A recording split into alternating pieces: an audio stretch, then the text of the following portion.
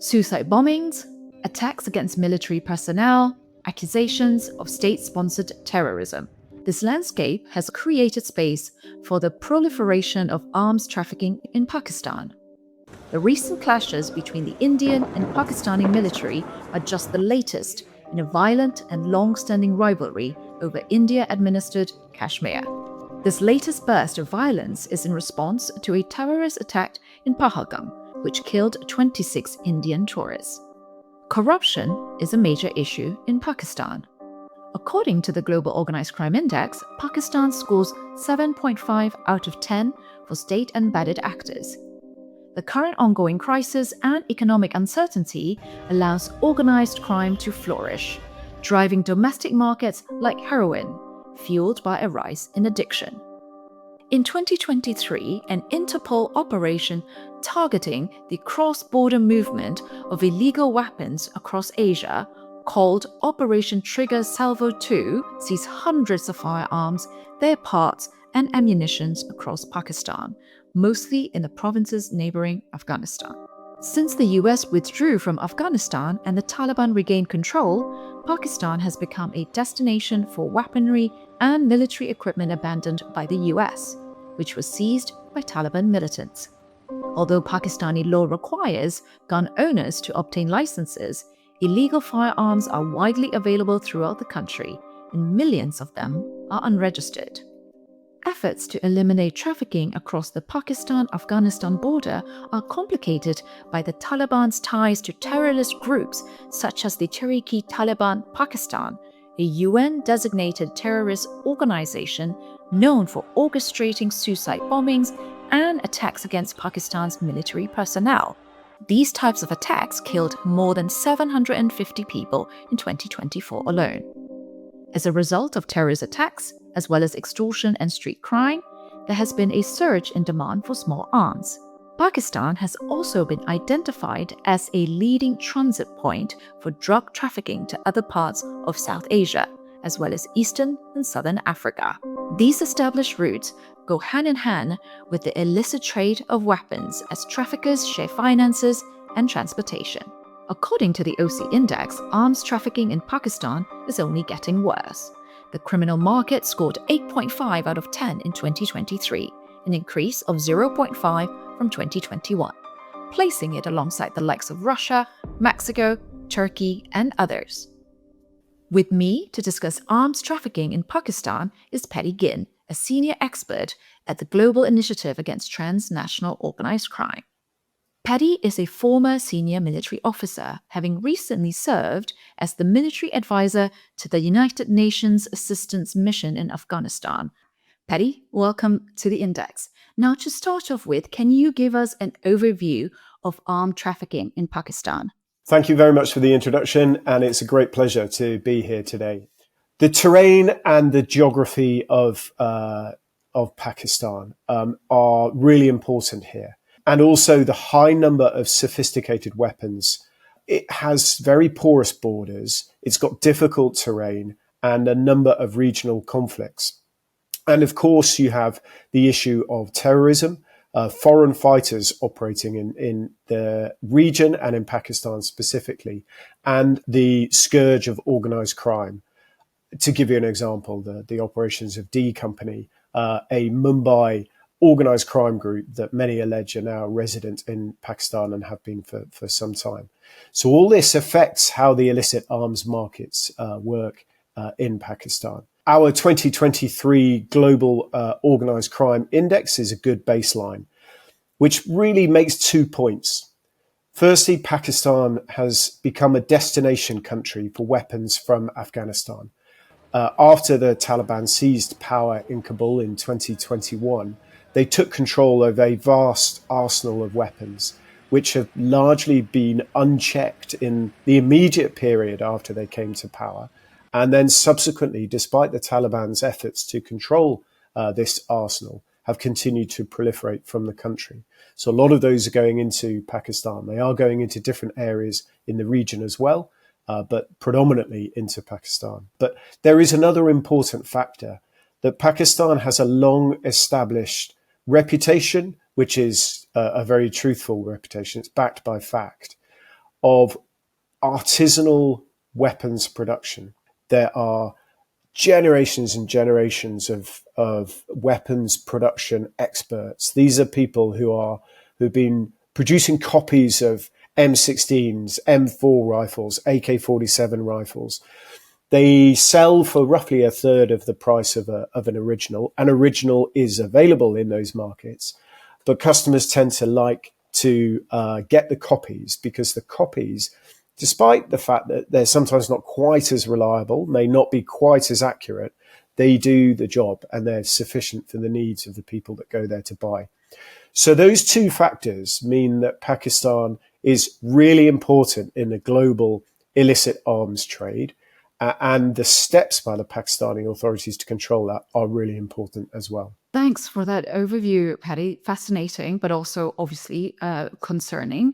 You mentioned terrorism and terrorist groups. What sort of demand for arms is created by these groups like the TTP and others? It's a question that is at the heart of both the control of security and stability in the region, specifically along the Durand Line, the imposed Durand Line between Afghanistan and Pakistan. So first, let's talk about the TTP, an organization which is really a hydra of the Taliban's making. When they supported them and they were receiving support from them during the course of the insurgency against NATO and US forces and the previous Ghani regime in Afghanistan, the relationship became symbiotic and very, very close. And of course, there were always accusations that the Pakistan government were providing support to the Taliban to a greater or lesser degree. That notwithstanding, what's evolved from this is the Taliban seizing power in Kabul, the TTP, they're very close brothers, they're very close brethren.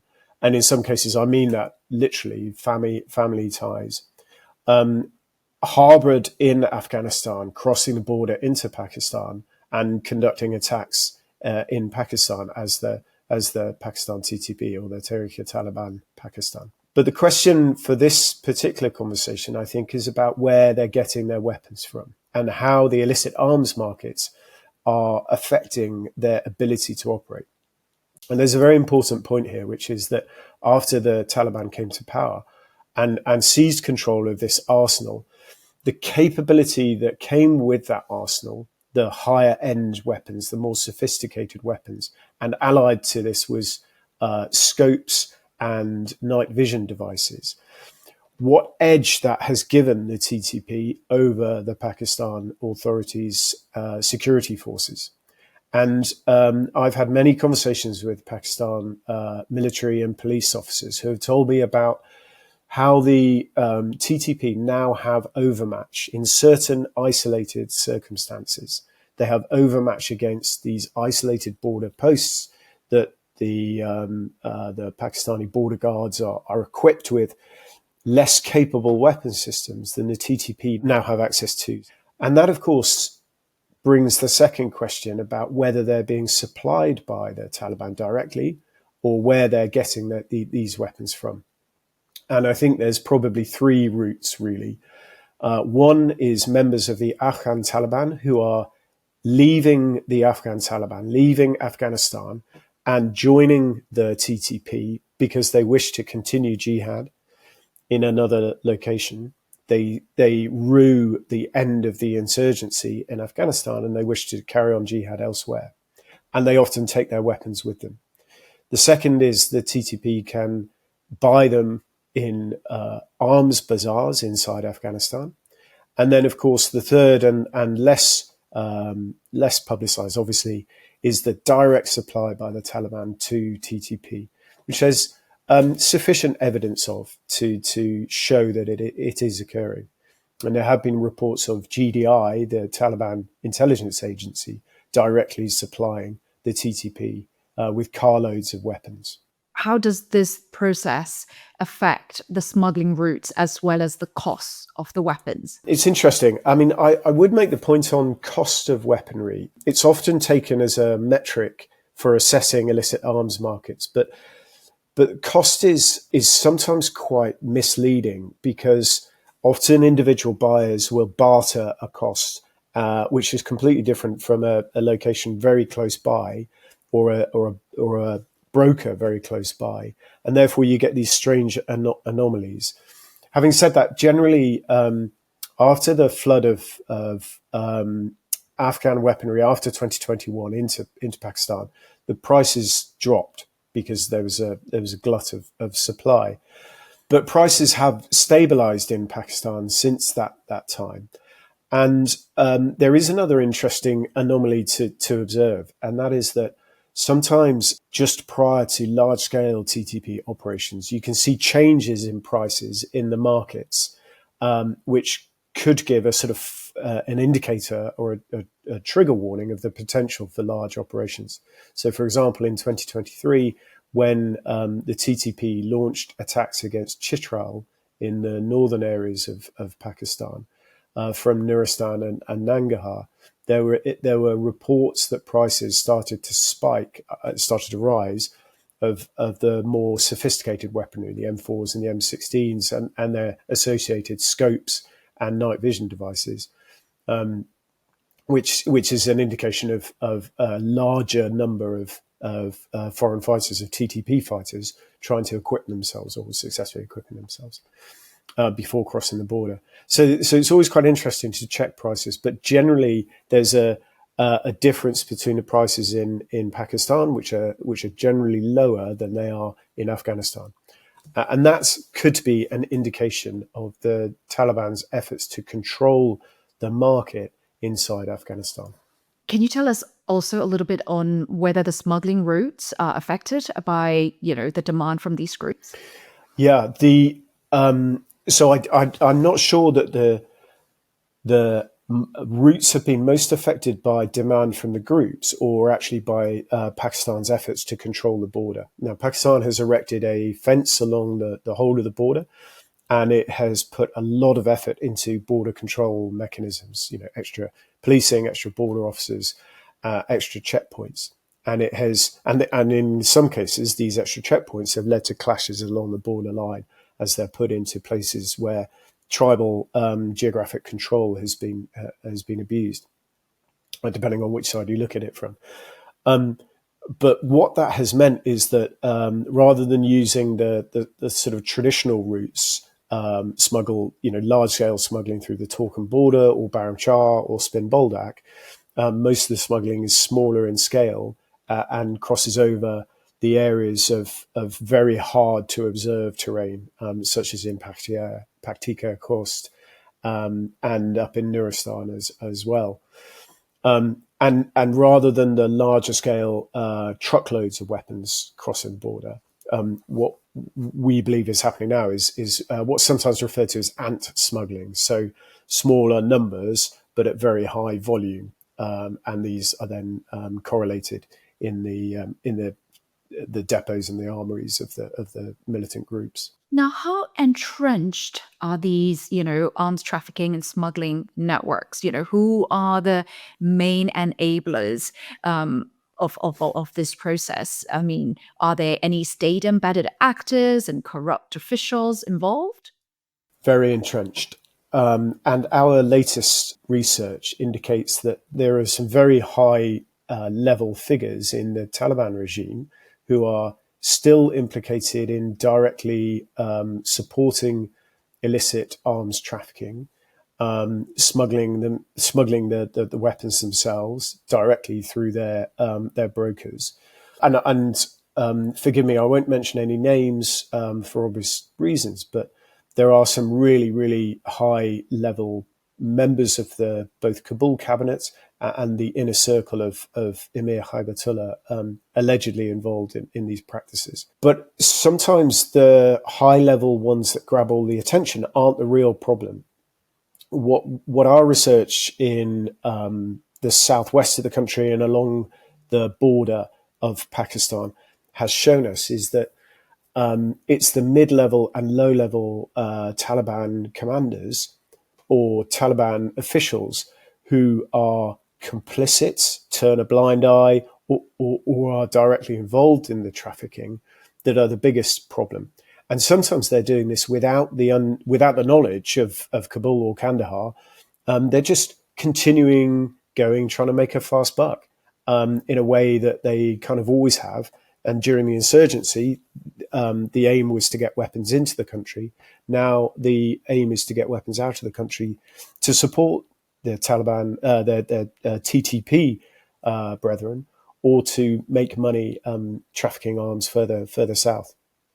And let's not forget the three potential routes for arms going out of the region as a whole: across the land border, so there's trafficking into Iran; across the sea border, so Afghanistan markets access to Gwadar ports and Karachi, and then this ant trafficking mechanism, small numbers going elsewhere through mail, postal services, and sometimes through air routes.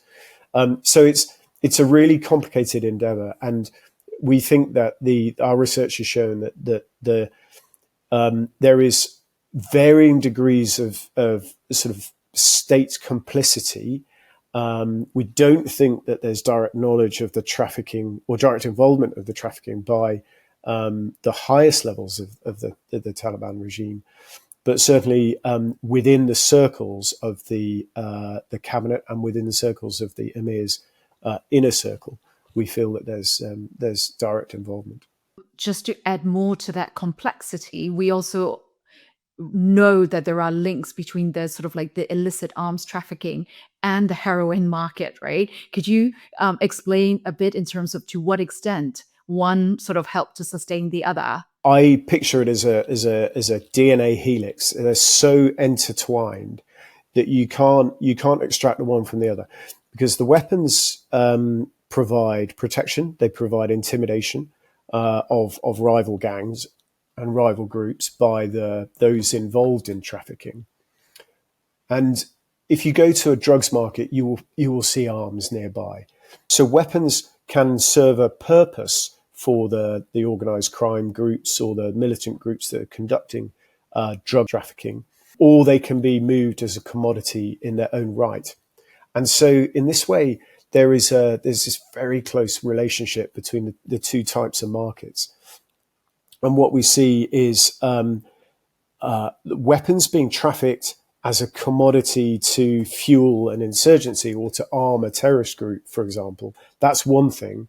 But also weapons being used as self-protection and to protect a gang's interests or to attack a rival gang, that's another aspect. Both of those fundamentally are destabilizing factors for the region, and both of those, the impacts are most felt by civilians, innocent bystanders. Now, the most recent developments have been the escalating military tension between Pakistan and India, right? Is that affecting arms trafficking to Pakistan? It's an extremely complicated situation with regards to illicit arms markets, because India has often made accusations that arms that were left behind in Afghanistan by NATO and the US were trafficked into Pakistan, and then Pakistan then used these weapons, that sort of deniable weapons, as it were, to be trafficked into Kashmir or to support separatist movements. On the flip side, Pakistan has accused India of acquiring weapons through arms smugglers as well, and then using those to arm anti-Pakistan elements in Kashmir. So both sides have repeated claims that weapons from Afghanistan have ended up in opposing factions' hands in relation to the Kashmir conflict. So that's always been a problem. I think a bigger, more fundamental point is that instability and conflict always provides perfect opportunities for organized crime to flourish and organized crime to capitalize on the circumstances and increase flows, increase deals and deal making. Now, last question. What do the examples, the cases of Pakistan and Afghanistan tell us about this nexus between crime and terror?